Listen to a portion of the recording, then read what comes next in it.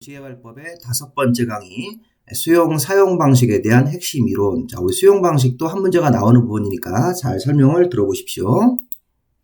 자, 먼저 이 사업 방식을 선정하는 기준이 있는데, 자, 어떤 경우는 전부 수용으로 할 건지, 어떤 경우는 전부 환지로 할 건지 우리 법의 기준이 있습니다. 자, 먼저 지역의 지가가 임금보다 현저히 높으면, 이미 가격이 높아져 있으면 수용보상금 주기가 어렵기 때문에 환지를 택하는 거고, 또 집단적인 토지의 공급이 필요하면 수용으로 택한다. 이런 기준이 있습니다. 자, 여기 보시면 자, 사업 방식을 선정하는 기준.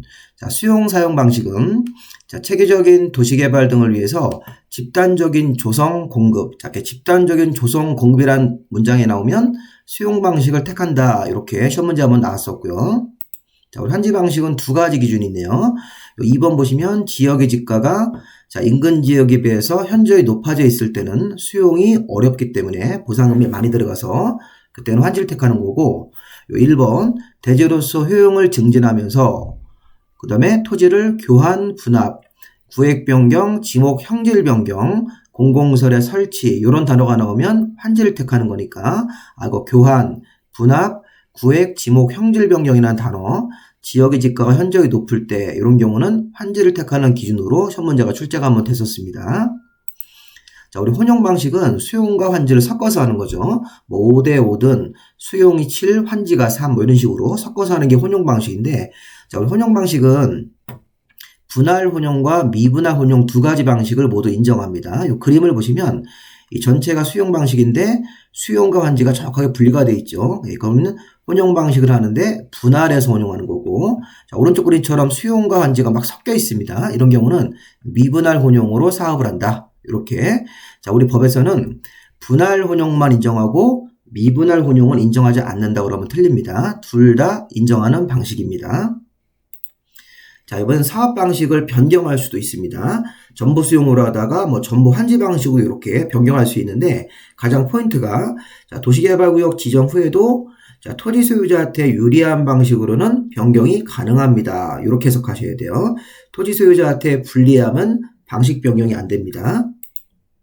자, 먼저 사업 방식을 변경하려면 이 개발 계획 자체를 바꿔야 됩니다. 우리 앞에서 개발 계획이 지시하는 계획이죠. 관청이 만드는 지시하는 계획 안에 방식 변경 같은 것들이 방식이 포함되어 있기 때문에 이 개발 계획을 변경했을 때 사업 방식이 바뀌는 겁니다. 자, 다음 사유 세 가지 중에 하나만 걸리면 변경이 가능하다네요. 먼저 우리가 수용 사용 방식이 전부 수용 방식입니다. 그럼 전부 수용 방식이 토지 소유자한테 가장 불리합니다. 그러면 자, 토지 소유자한테 불리한 방식에서 전부 환지 방식으로 가면 토지 소유자한테 유리한 방식으로 넘어가기 때문에 가능하다. 자, 혼용 방식 반반 섞어서 하면 수용이 한 50% 포함될 수 있죠. 그럼 그때 혼용 방식에서 전부 환지 방식으로 바꾸는 것도 토지 소유자한테 유리한 방식으로 가는 거기 때문에 가능하죠. 그리고 사업 시행자가 전부 수용으로 사업을 하다가 혼용 방식으로 바꿀 때도 100% 수용해서 반반 섞이는 혼용 방식으로 넘어가면 일부 환지가 도입되기 때문에 토지 소유자한테 유리한 방식으로 가는 겁니다. 이 그림을 보시면 자, 수용 방식 전부, 환지 방식 전부로 하는 거고 혼용 방식이 반반 섞어서 하는 건데, 자, 이 하얀색 수용 사용 방식이 가장 불리한 거예요. 그리고 환지 방식이 토지 소유자한테 가장 유리하다고 해석합니다. 그래서 일반적으로 물론 이제 개별적인 사유로 그렇지 않을 수도 있겠지만 일반적으로는 수용 방식이 토지 소유자에게 불리한 방식으로 해석합니다. 그러면 가장 불리한 전부 수용해서 전부 환지로 내려가는 거 가능하고, 또 가장 불리한 수용 방식에서 혼용 방식으로 내려가는 것도 가능합니다. 그래서 혼용 방식이 도입되면 환지가 일부 들어오기 때문에, 그리고 반반 섞어서 혼용을 하다가 100% 환지 방식으로 가는 경우도 이 수용이 없어지고 100% 환지로 넘어가기 때문에 유리한 방식이죠. 이 그림을 보면서 수용, 환지, 혼용 쓰시고 밑으로 2번 내려가죠, 그렇죠? 그리고 위로 하나 올라가는 거. 예, 이런 형태로만 방식 변경이 가능하고, 이 반대 방향으로는 변경이 안 되는 겁니다. 예를 들어서 뭐 반반 섞어서 혼용으로 하다가 100% 수용으로 간다든가, 전부 환지로 하다가 전부 수용으로 올라가는 경우는 이 반대 방향 화살표는 방식 변경이 안 된다. 이렇게 해석을 해보시기 바랍니다. 바로 이제 수용 절차에서 첫 번째 항목에서는 이런 걸 좀 보셔야 돼요. 자, 수용 사용 절차를 진행할 때는 지켜야 되는 절차가 있는데, 자, 먼저 조합을 제외하고 민간 시행자. 자, 우리 조합은 전부 환지 방식일 때만 들어올 수 있으니까 조합은 빼고 수용 방식을 진행합니다. 그럼 조합을 제외한 나머지 중에서 민간 시행자는, 자, 공공 말고 민간 시행자는 토지를 수용하려고 하면 법정된 동의 요건을 갖춰야지만 수용 절차를 진행할 수 있다. 자, 무슨 말이냐면요. 자, 먼저 조합을 제외한 나머지 시행자가 사업에 필요한 토지 등을 수용할 수 있습니다. 그런데 자, 민간 시행자, 조합을 제외한 민간 시행자는 이 시행자 중에서 공공은 빼고 민간 시행자가 수용을 하려면, 자, 사업하는 대상, 수용 방식의 토지 면적의 3분의 2 이상을 소유하고 토지 소유자 총수 2분의 1 이상 동의를 얻어야 된다. 다시 한번, 수용 방식으로 사업하는 토지 면적의, 이때는 이제 국공유지는 제외합니다.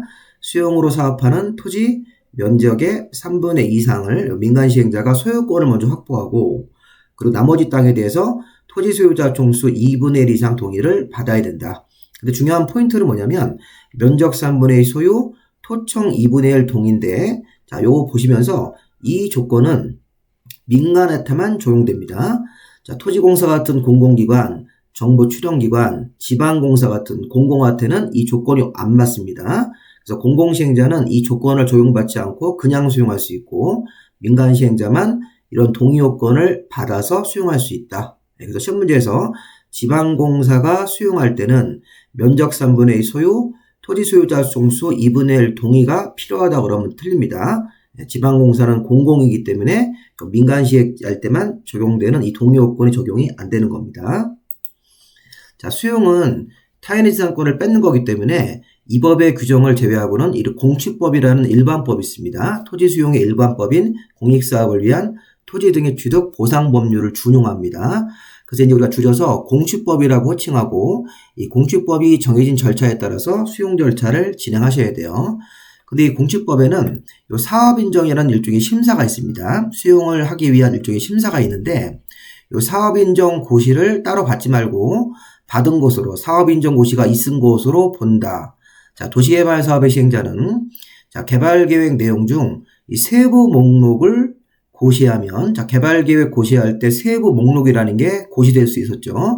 자, 우리 예전에 강의 중에서 두 번째 테마 2강에서 개발계획 배울 때 개발계획 내용, 토, 인, 교환, 세원, 보라는 게 있었죠. 개발계획의 내용 중에서 그 세로 시작하는 세부 목록이 개발계획 내용에는 세부 목록이 포함되는데, 그 세부 목록 고시가 되면, 즉 개발계획 고시할 때 세부 목록을 포함해서 고시하면 그때부터 이 공취법상 사업인정 고시를 받은 것으로 보는 겁니다. 자, 이거 시험 문제 어떻게 나오냐면 세부 목록 고시를 도시개발구역의 지정고시로 바꿉니다. 자, 도시개발구역 지정고시가 아니라 개발계획을 고시하는 경우에 그 개발계획 내용 중에 이런 세부 목록이 포함되어 있습니다. 그래서 이 세부 목록 고시가 있어야지만 공취법상 사업인정 받은 것으로 보는 거죠. 다른 말로 바꾸면 이 개발계획의 고시, 개발계획 고시할 때 그 안에 세부 목록이 포함되어 있으니까 그렇게 해석하셔야 돼요. 요거를 도시개발구역 지정고시가 있는 경우 공취법상 사업인정고시가 있은 것으로 본다. 그러면 안 됩니다. 요 세부 목록 고시가 있는 경우에 사업인정 고시가 있는 것으로 봅니다. 따로 받을 필요가 없다는 거죠. 수용 절차를 원활하게 진행하기 위해서. 자, 다음. 자, 토지 상환채권. 자, 주제가 바뀌었습니다. 자, 토지 상환채권은 사업 시행자가 토지를 수용하고 이 보상금을 현금으로 줘야 되는데, 현금 대신 대금의 일부를 채권으로 지급하는 제도. 채권으로 지급받은 사람은 사업이 끝나면 이 조성된 토지나 조성된 건물로, 토지나 건물로 받는 것. 이제 제가 사업하기 전에 토지가 있었는데 토지를 뺏기고 대금의 일부를 이 토지상환채권을 갖고 있다가 사업이 끝난 이후에 개발된 땅으로 받는 것, 이렇게 일종의 환지와 유사하게 토지를 뺏기고 토지나 건물로 받는 것, 이렇게 생각하시면 되겠습니다. 보상금의 일부를. 자, 토지상환채권 보시면 발행 요건. 자, 토지 소유자가 원하면 자, 매수대금의 일부를 지급하기 위해서 사업 시행자가 조성된 토지나 건물로 상환하는 토지상환채권을 발행할 수 있다. 자, 토지상환채권의 발행 규모는, 자, 여기 시험 문제에서 많이 나왔었어요. 토지상환채권의 발행 규모는 전체 분양되는 토지나 건물의 2분의 1을 초과하지 않게 발행할 수 있다. 수용 방식으로 조성되어서 분양되는 토지의 2분의 1을 초과하지 않게 이걸 3분의 1로 많이 바꿉니다. 그래서 나중에 수용 방식으로 조성되어서 분양되는 토지나 건물에 2분의 1을 초과하지 않는 범위 안에서 이 상환채권을 발행한다. 자, 민간 시행자가 발행할 때는 지급보증이 필요합니다. 이것도 민간한테만 적용됩니다. 지급보증. 자, 토지상환채권 발행할 때는 발행계획을 작성해서 지정권자한테 승인도 얻으셔야 됩니다. 지정권자한테 승인. 그리고 이자율은 발행자가 정하고 김영식 증권으로 발행한다. 자, 김영식이 왜 김영식인가요? 채권 증서에 채권자 이름이 써 있다는 거죠.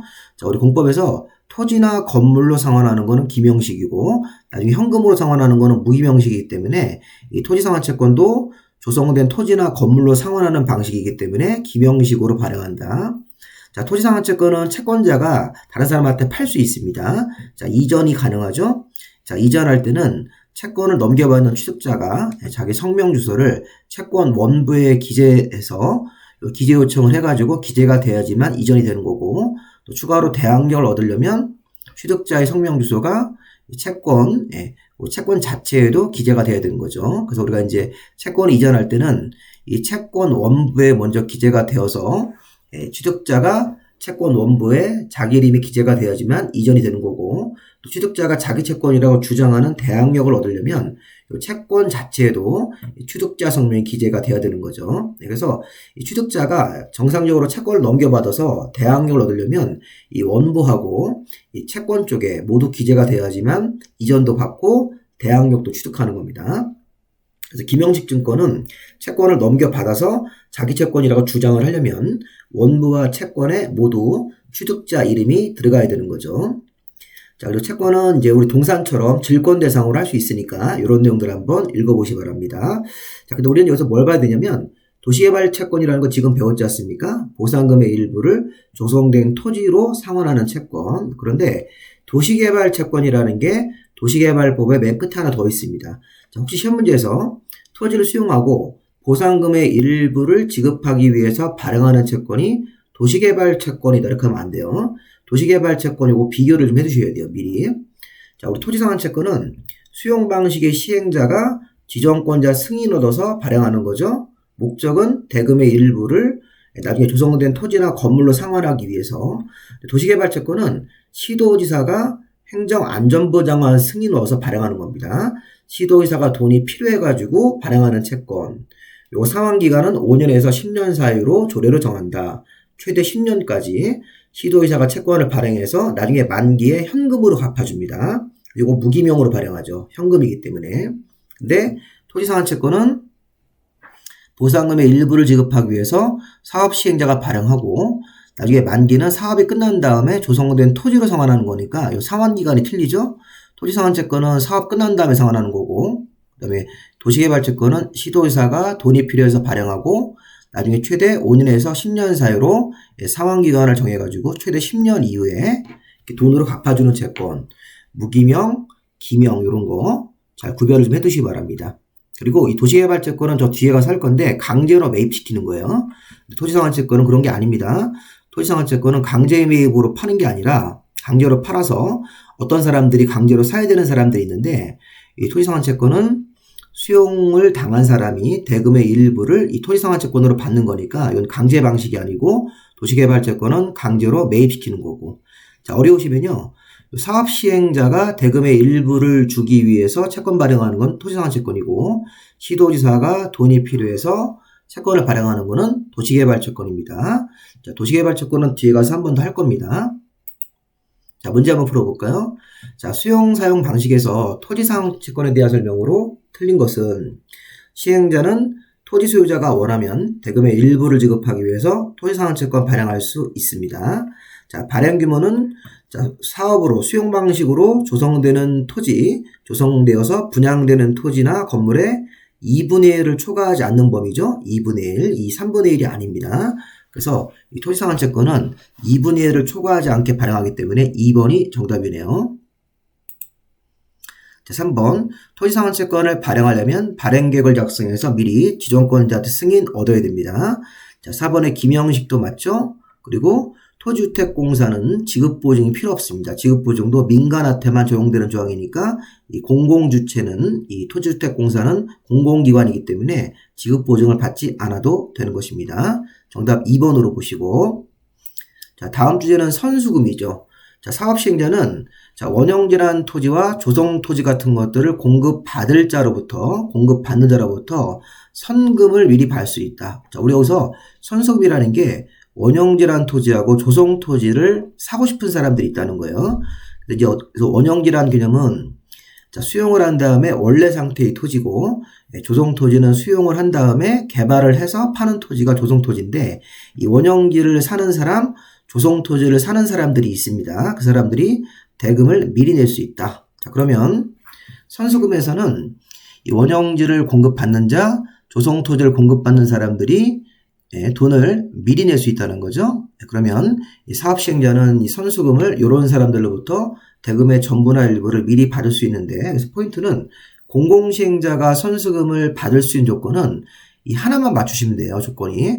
자, 공공시행자는 개발계획 고시후 전체 수용방식 사업면적의 100분의 10 이상만 소유권이 있으면 된다. 자, 10% 정도 이상만 소유권이 있으면 우리 공공시행자 누군지 아시죠? 1, 2, 3, 4번 시행자들이 선수금 받을 때는 사업하는 수용방식 사업면적의 100분의 10 이상만 소유권이 있으면 되고, 자, 민간시행자가 선수금 받으려면 이 세 가지 조건을 모두 갖춰야 되네요. 자, 민간시행자가 선수금 받기가 더 어렵습니다.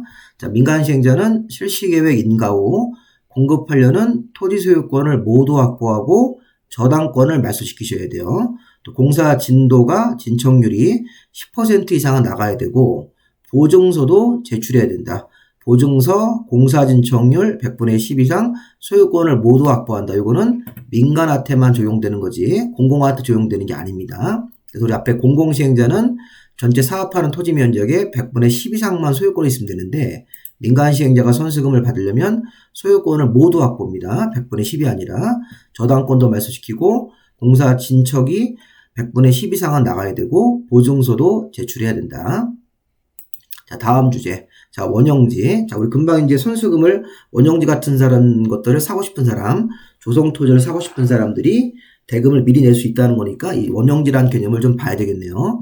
자, 원형지는 수용 후 미개발지 상태로 5명들한테 원형지를 직접 주는 방식이라는 거예요. 자, 원형지라는 게 수용 후 개발하지 아니한 상태의 토지를 법으로 정한 5명한테 공급하는 규정인데요. 자, 이 그림처럼 원형지는 그냥 미개발지 상태로 토지를 파는 거고, 조성토지는 수용을 해서 여기를 다 개발합니다. 상업용지, 업무용지, 아파트용지, 공원용지 같은 거로 개발해서 팔면 조성토지가 되는 건데, 자, 원형지는 잘 보십시오. 자, 수용을 한 다음에 개발되지 아니한 상태의 원형지는 지정권자한테 공급계획을 내고 지정권자한테 승인까지 받으셔야 돼요. 공급계획과 승인 두 개를 다 하셔야 됩니다.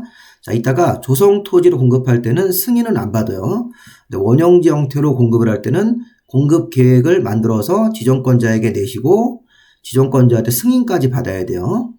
자, 원형지를 받아서 개발하는 사람들이 있습니다. 자, 원형지는 원래 상태의 토지를 주고 그걸 받은 사람들이 직접 개발한다. 그래서 원형지 개발자들이 원형지를 받는 사람들입니다. 공급 받을 수 있는 자인데 법으로 이렇게 딱 5명이 정해져 있어요. 그래서 원형지는 국가나 지방자치단체 행정청이 받을 수 있고, 토지주택공사 같은 공공기관도 받을 수 있고, 지방공사도 받을 수 있습니다.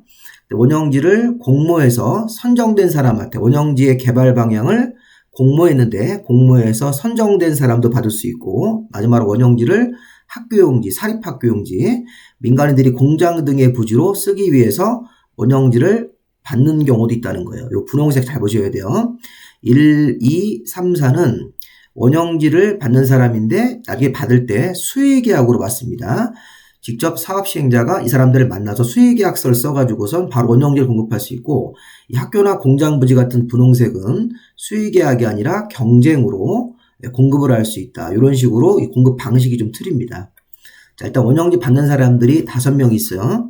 국가나 지자체, 공공기관, 지방공사, 공모에서 선정된 사람, 학교나 공장 등의 부지로 원형지를 받아서 사용하고자 하는 사람들. 자, 그리고 원형지는 전체 수용 방식 사업하는 구역의 3분의 1 정도 이내로 빼는 겁니다. 3분의 1. 그럼 나머지 3분의 2는 조성토지로 공급한다. 이렇게 생각하시면 돼요. 자, 원형지의 반대가 조성토지입니다. 자, 그래서 원형지는 전체 수용 방식으로 사업하는 면적의 3분의 1 이내 정도로 공급을 하도록 되어 있습니다. 자, 원형지 받는 사람 5명, 3분의 1 정도 이내로만 공급한다. 너무 많이 공급하지 말고 공급 계획과 승인을 2개를 다 받아야 된다. 제출하고 승인도 받아야 됩니다. 자, 원형지 공급 방법 수의계약이네요. 근데 학교나 공장 용지는 경쟁 입찰. 자, 좀 전에 우리 보시면 앞에서 국가지자체, 공공기관, 지방공사, 공모에서 선정된 사람한테는 수의계약으로 사업 시행자가 직접 이 사람들을 만나서 바로 공급계약을 체결하는데 이 학교나 공장 부지는 예외 경쟁 입찰을 공급한다. 다만 경쟁 입찰이 2회 이상 유찰됐을 때는 수의계약으로 바꿀 수 있습니다. 어쨌든 수의계약으로 주는 게 원칙이다. 가격도 싸게 정해놓고 그 다음에 학교나 공장 용지는 경쟁 붙여서 최고 높은 가격을 제시한 사람한테 판다. 이렇게 원형지 받는 사람 5명인데 4명한테는 수의계약으로 주다가 마지막 토지는 학교나 공장 용지 같은 경우는 경쟁 입찰로 가격 경쟁을 해서 공급한다는 거고요. 자, 공급 가격도 감정 가격, 수의계약으로 공급하면서 이 감정 가격을 기준으로 한 협의가입니다. 그러니까 협의가가 이 포인트인데 수의계약으로 주면서 가격도 싸게 준다는 뜻이에요. 감정가를 기준으로 협의한 가격. 그런데 이 학교나 공장 등의 부지 같은 경우는 가격을 경쟁가로 팝니다. 경쟁 입찰이면 최고 높은 가격을 제시한 사람한테 판다는 의미겠죠. 자, 이 정도 내용들을 원형지 내용을 한번 보시고, 그래서 원형지는 기본적으로 5명이 받는 거예요. 그 중에서 하얀색으로 있는 사람들은 수의계약으로 가격도 감정가를 기준으로 협의한 가격으로 싸게 받는데 색깔 들어간 이 학교나 공장 등의 부지는 수의계약이 아니고 경쟁으로 가격을 최고 높은 가격을 제시한 사람한테 파는 거죠. 그리고 원형지는 매각 금지 규정이 있습니다. 자, 원형지를 받아서 개발한 사람 중에서 국가나 지자체는 제외하고 나머지 사람들은 원형지를 받아서 공사를 다 끝내고 공사 완료 공고일로부터 5년 또 원형지를 처음 계약한 날로부터 10년 중 먼저 끝나는 기간 동안 매각이 안 된다. 그런데 국가나 지자체는 이 5년이나 10년 중 먼저 그 기간이 끝나는 기간 안쪽이라도 매각할 수가 있는 겁니다. 포인트가 뭐냐면 국가나 지자체는 매각이 가능하다는 거예요. 근데 다른 원형지 개발자들은 국가나 지자체를 제외한 나머지 원형지를 받아서 개발하는 사람들은 5년 아니면 10년 중 먼저 끝나는 기간 안쪽으로는 팔 수가 없습니다. 그리고 하나 더 예외가 있는데 그 원형지를 이렇게 노란색으로 이 공익적인 목적, 이주용, 공공문화시설, 기반시설 용지, 임대주택 용지 같은 거로 쓰기 위해서 지정권자에게 승인을 받으면 요 기간 안쪽이라도 팔 수 있는 예외가 하나 더 있습니다. 자, 원형지는 원래 매각이 안 되는 거예요. 5년이나 10년 중 먼저 끝나는 기간 안쪽으로는 팔 수가 없는데 국가나 지자체는 매각 금지에 안 걸리고 또 여기 매각 금지 기간이라고 하더라도 공익적인 목적으로 쓸 때는 매각이 가능하다. 이렇게 개념을 잡으시기 바랍니다. 자, 문제 보시면 원형지를 받아서 직접 개발할 순자가 아닌 자는 국가나 지자체, 공공기관, 공장 등의 부지로 쓰려는 사람들, 자, 공모에서 선정된 사람들. 근데 여기 도시개발조합은 안 돼요. 도시개발조합은 수용 방식이 아니라 전부 환지 방식으로 나올 때 전부 환지 방식일 때만 시행자이기 때문에 이 도시개발조합은 원형지를 받아서 직접 개발하는 사람이 아니라고 봐야 되겠습니다. 자, 문제 하나 더 보시면요. 수용 방식에 대한 설명이다. 가장 틀린 것은 자, 조합을 제외한 시행자가 수용을 하려면 자, 조합을 제외한 민간이기 때문에 자, 면적 3분의 2 소유, 토청 2분의 1 동의를 받아야 되죠. 자, 토지주택공사 같은 공공기관은 선수금 받을 때 소유권을 모두 확보하고 저당권 말소하는 게 아니죠. 소유권을 모두 확보하고 저당권 말소하는 규정은 민간한테만 적용되고 이 공공한테는 적용되는 게 아니에요. 이 공공이 선수금 받을 때는 사업하는 면적의 100분의 10 정도 이상만 소유권이 있으면 되는 거지 소유권을 모두 확보하고 저당권 말소하는 게 아닙니다. 이 조항은 민간한테만 선수금 받을 때 적용되는 조항이기 때문에 안 맞죠. 2번이 정답입니다. 자, 원형지 개발자 선정은 5명한테 수의계약적으로 가다가 마지막 토지, 학교나 공장 등의 부지는 경쟁 입찰, 맞죠? 자, 원형지 공급 면적은 전체 수용 방식 사업구역 내 3분의 1 이내, 맞습니다. 자, 원형지를 공급하려면 지정권자한테 승인받아야 되고 미리 공급계획도 제출해야 된다. 맞는 거죠. 자, 마지막 주제인 조성토지입니다. 이 수용 방식 내용이 조금 많죠. 자, 원형지의 반대 개념이 조성토지로 보시면 돼요. 조성토지는 수용을 하고 나서 개발을 다 끝난 다음에 조성된 토지 형태로 공급을 하는 거예요.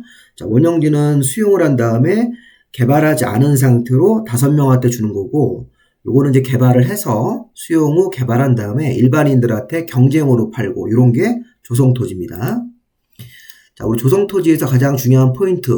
자, 공급 계획만 지정권자에게 내지 승인은 안 받습니다. 요거 비교하셔야 돼요.